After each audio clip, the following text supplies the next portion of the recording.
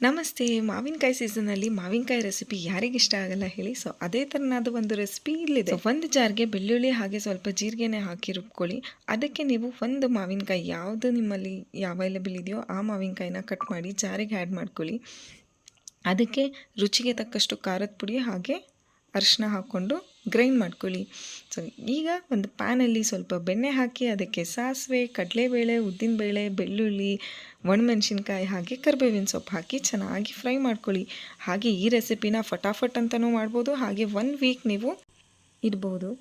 ಇದನ್ನು ನೀವು ಚಪಾತಿಗೆ ಅಥವಾ ಮೊಸರನ್ನಕ್ಕೆ, ಅನ್ನಕ್ಕೆ ಎಲ್ಲದಕ್ಕೂ ಯೂಸ್ ಮಾಡ್ಬೋದು. ತುಂಬಾ ಚೆನ್ನಾಗಿರುತ್ತೆ. ಸೊ ಒಂದು ಸಲ ಟ್ರೈ ಮಾಡಿ.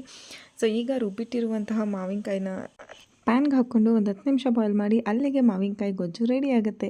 ಸೊ ಈ ಮಾವಿನಕಾಯಿ ಗೊಜ್ಜನ್ನ ಮನೆಯವ್ರಿಗೆಲ್ಲ ಸರ್ವ್ ಮಾಡಿ, ಹಾಗೆ ಹೇಗಿತ್ತು ಅಂತ ಕಮೆಂಟ್ ಮಾಡೋದನ್ನು ಮರಿಬೇಡಿ. Thank you so much.